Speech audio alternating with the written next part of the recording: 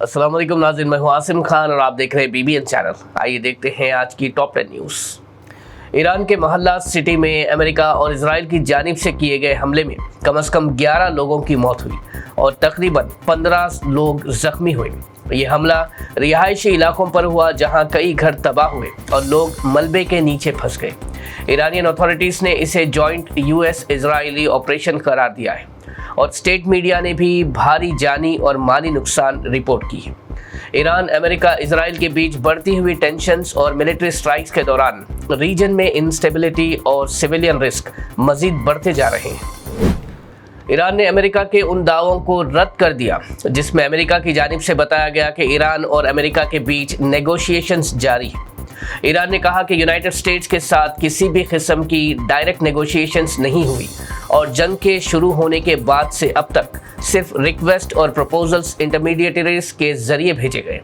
Iranian foreign ministry ने वाज़ेह किया कि उनका फोकस अभी भी डिफेंस पर है और वॉशिंगटन के टॉक्स के दावे बिल्कुल बेबुनियाद हैं।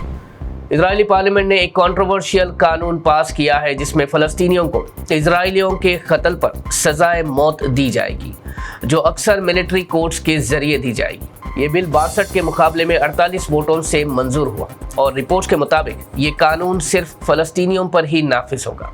इस फैसले पर इंटरनेशनल लेवल पर सख्त तनकीद हो रही है, जहां ह्यूमन राइट्स ऑर्गेनाइजेशंस ने इस कानून को डिस्क्रिमिनेटरी और इंटरनेशनल लॉ के खिलाफ करार दिया।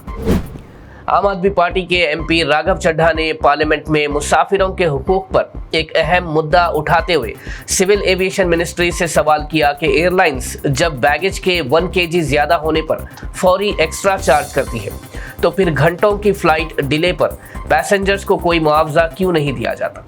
उन्होंने इस रवैये को नाइंसाफ़ी करार देते हुए कहा कि एयरलाइंस हर ग्राम का हिसाब रखती है मगर इंसानी वक्त की कदर नहीं करती, जो कि काबिले अफसोस है। उन्होंने डिमांड की कि अगर एयरलाइंस वेट के हिसाब से पैसे लेती है तो उन्हें वक्त के हिसाब से कंपनसेशन भी देना चाहिए।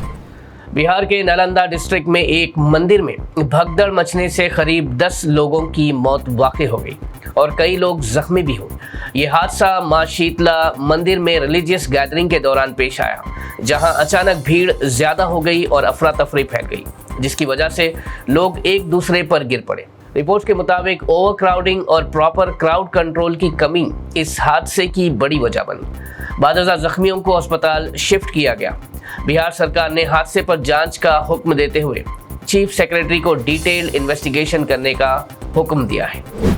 AIMIM party chief barrister Asaduddin Owaisi ने एक्स पर पोस्ट करते हुए कहा कि ड्राफ्ट IT रूल्स इस बात का सबूत है कि हुकूमत फ्री प्रेस से एलर्जिक है और अगर ये नोटिफाई हो गए तो हुकूमत किसी भी इंडिपेंडेंट जर्नलिस्ट के ऑनलाइन कंटेंट को बैन कर सकती है।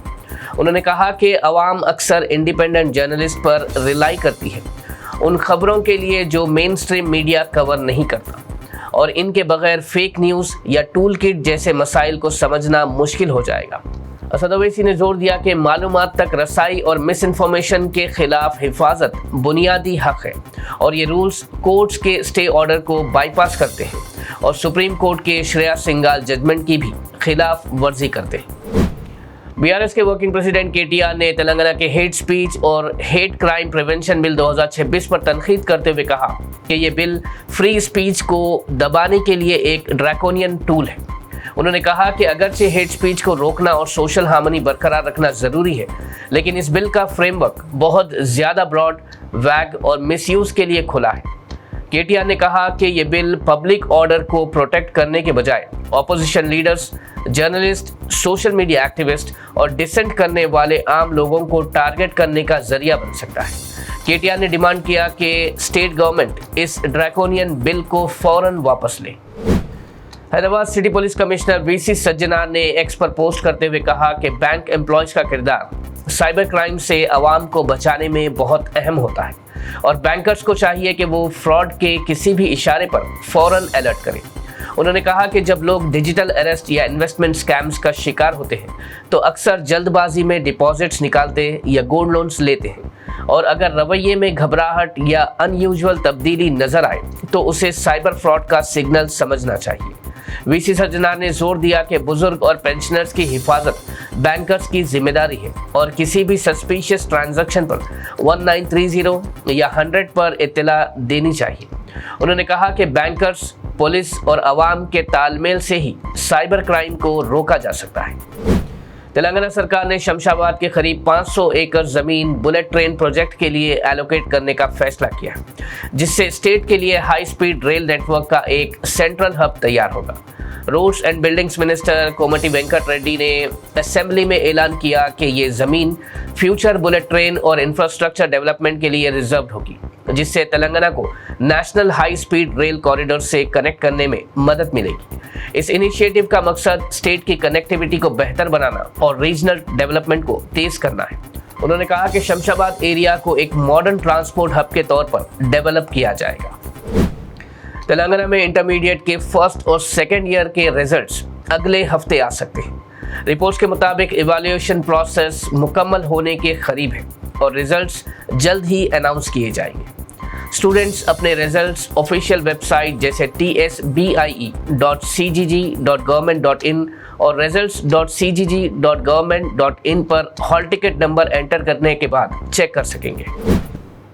नाज़रीन, ये थी आज की टॉप 10 न्यूज़। देखते रहिए BBN चैनल। मुझे दीजिए इजाज़त।